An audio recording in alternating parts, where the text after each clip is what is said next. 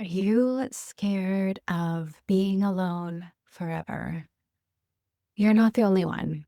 So many people carry that quiet fear, sometimes hidden, sometimes loud. But what if the root of it isn't totally what you think? What if this fear isn't really about love at all, but about parts of you longing to feel seen, safe, worthy, and whole? Hi, I'm Andrea Tessier, a master life coach and IFS practitioner. I help conscious, growth oriented humans who feel tangled in perfectionism, old programming, over responsibility, reclaim ease and peace and self trust so they can lead their lives powerfully and create the extraordinary. Today, we're exploring the fear of being alone forever through an IFS lens.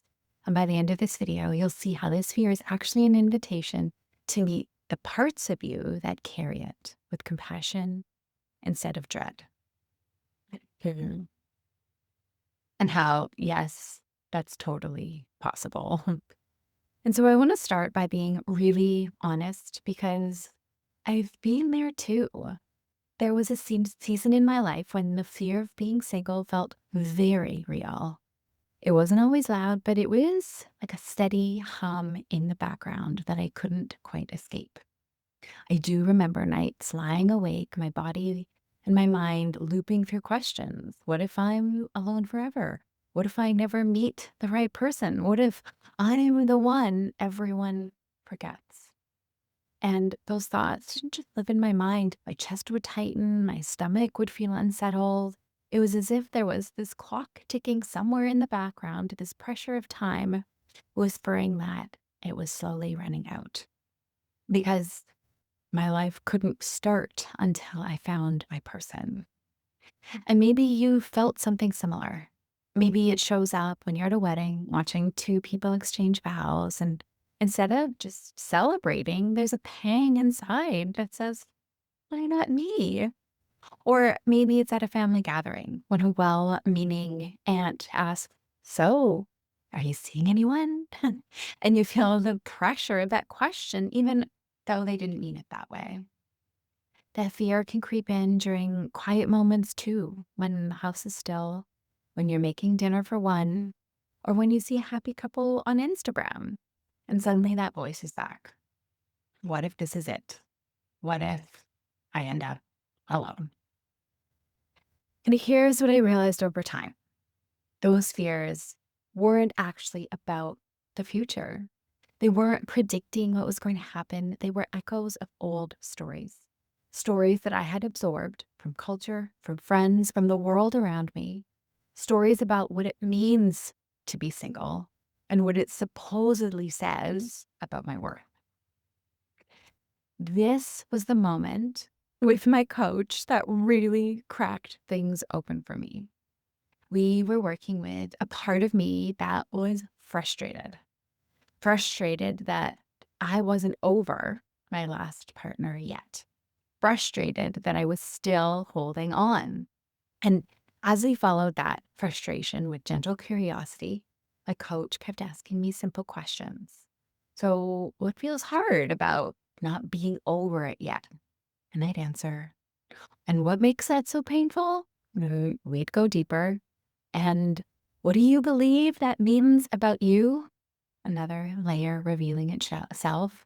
And no matter which thread we pulled, I kept running into the same wall, the same answer. This was the answer. Because I'm supposed to. It was like this phrase just lived inside of me, running a program. Like, I'm supposed to be over him by now. I'm supposed to have moved on. I'm supposed to be partnered. I'm supposed to.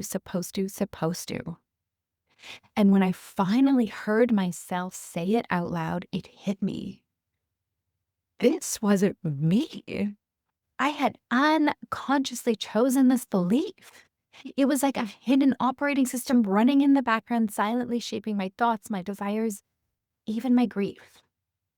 And honestly, it was kind of fucked up. because I could see how deeply it was driving me, even though I didn't realize it. So here's the thing. The roots of this run so deep. For most of human history, women's survival was directly tied to being with a man, financially, socially, even legally. Without partnership, you couldn't own land, you couldn't open a bank account, you couldn't even be seen as a full citizen. So, of course, that dependency shaped generations of messaging we still carry in our bones. So maybe Disney messed us up. Maybe it was the iconic line in Jerry Maguire, "You complete me." But let's be real. The obsession with a relationship is far older than pop culture. It's centuries old. And now, the dating industry has taken that centuries old conditioning and turned it into a multi-million-dollar business model.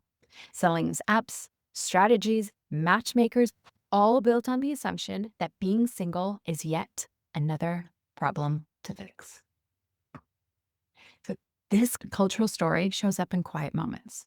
Like a friend of mine, fresh out of a 20-year marriage, who whispered, "What if I never find someone else?" As if that were the worst fate imaginable. And that fear doesn't come from nowhere. It's legacy. In internal family systems, or IFS, we call these legacy burdens, beliefs and fears that don't start with us, but are handed down through generations. They live in our system like a background program, quietly dictating how our parts behave. And if I look at my own system of parts, I can see a whole cast of characters carrying those burdens. So the legacy burden one, the part of me that still believes my worth is sealed only once I'm chosen, she carries the voice of centuries past, where survival really did depend on being partnered. Then there's the good girl, right? Who doesn't want to disappoint the family, who smiles politely when someone says, "Don't worry, you'll find someone soon." Then there's the people pleaser, who quietly wonders if she should tone herself down to be more dateable. Then there's the seventh grade self. This one still remembers the sting of being told as we left science class, "What do you know, Andrea? You'll never have a boyfriend." Ouch. And a part of her still worries, even now, that maybe it was a prophecy. Different faces, same message. You're not enough on your own. The moment I realized that wasn't true, the moment I realized I didn't actually have to be in a relationship, it broke my brain in the best way possible. So I want to take this deeper into an IFS lens because that is one of my favorite ways to examine life and our experience of it. So when that fear of being alone forever takes hold, it's not just one part of us. There is a whole system at work keeping it running. At the root, there are the exiles. These are the younger, tender parts of us that carry the deepest wounds. The exile who still remembers being teased in seventh grade and wonders if maybe it was true that I'll never be chosen. The exile who feels that she's unlovable, who equates being single with being unsafe. These exiles carry the ache and they are terrified of being left behind. And because that pain is so raw, other parts step in to protect us from ever having to feel it. These are our managers. They're strategic. They are vigilant. They are always trying to get ahead to solve a problem. They're the ones that say, "Don't be too much. Don't be too picky. Just settle down already."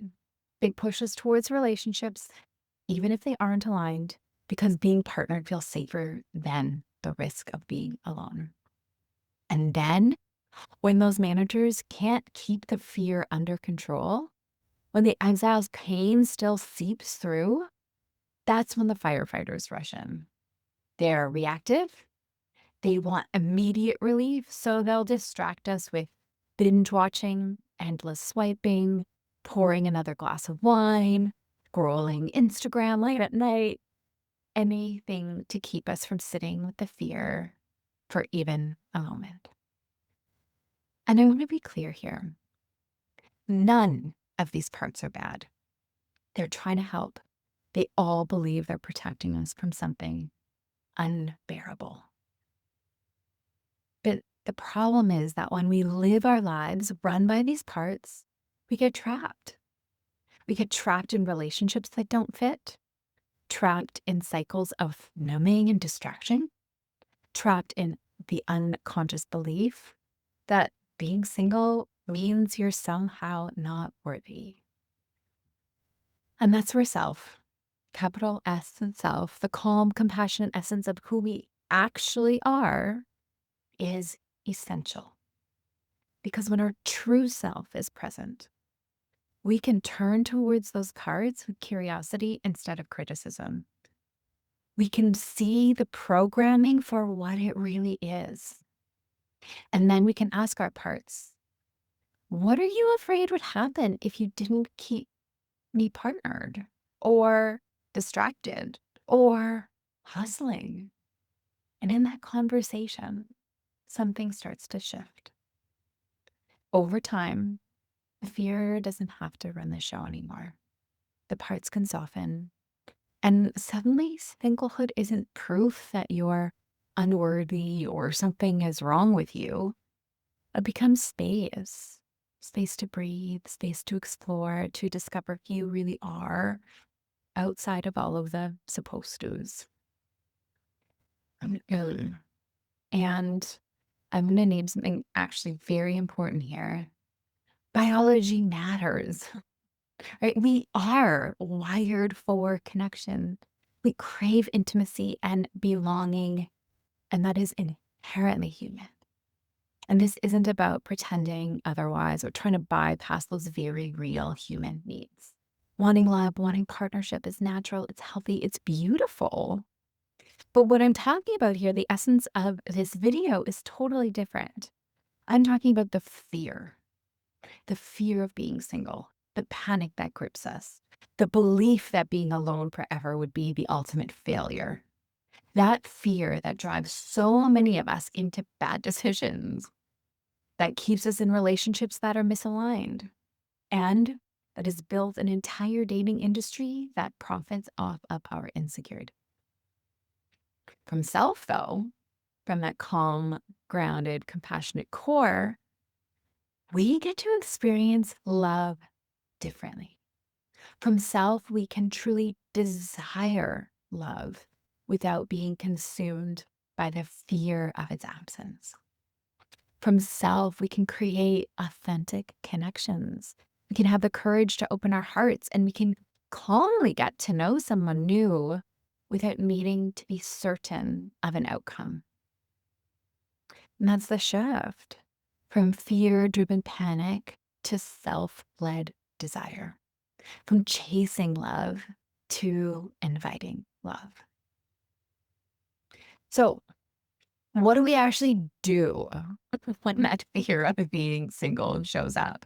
Or if something I've said today has helped you realize that that lives within you somewhere. First, we acknowledge that the fear itself is a part of us, not the whole us, just one part that's carrying a heavy burden.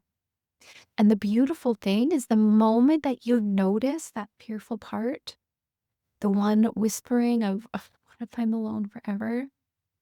That's already clarity. That's already self-energy peeking through beyond the clouds. Because if you can see that part, it means you're not blended with it anymore. And you can start to have choices. So the invitation isn't to push that part away or to exile it further. Please don't do that. It's to turn towards it with love, to say, I see you. I really get that you're scared, and I'm here with you. And you might even try a few gentle prompts. What are you afraid would happen if you didn't hold this fear so tightly? How long have you been carrying this burden? Or what do you need most from me right now?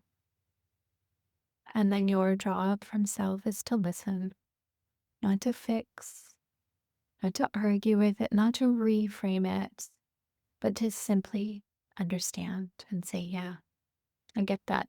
That makes a lot of sense to me.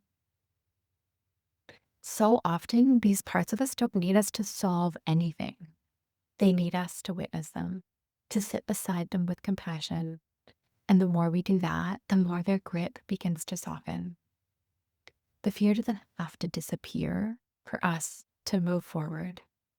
It just doesn't get to run the whole darn show anymore. So let's bring this full circle. The fear of being single, the fear of being alone forever, so often isn't really about the future. It's about the old stories our culture has handed us, the legacy burdens our parts are still carrying, and the way those parts try to protect us from pain. And when we can notice those parts with compassion, when we see the fearful one and say, I get it, I'm with you, that's already self energy embodied. That's already clarity. And from that place, you have choice. Choice to no longer let panic run the show, choice to create the authentic, self led love when and if it arises, choice to experience singlehood not as a sentence, but as a season of possibility. And maybe, most beautifully, choice to reimagine love itself. Rather than pouring all that longing into loving and being loved by just one person, could we simply be loving, period? Creating a more compassionate relationship with ourselves, spreading kindness, offering everyone the kind of love that heals the world? Because when we're busy running from the fear that something is inherently wrong with us, we miss our greatest capacity, the capacity to love in every direction. If this video spoke to you, please go ahead and like it, share it with someone who might need to hear this today, and don't forget to subscribe for more conversations on IFS, spirituality, and liberated living. Thank you for being here, and I'll see you in the next one.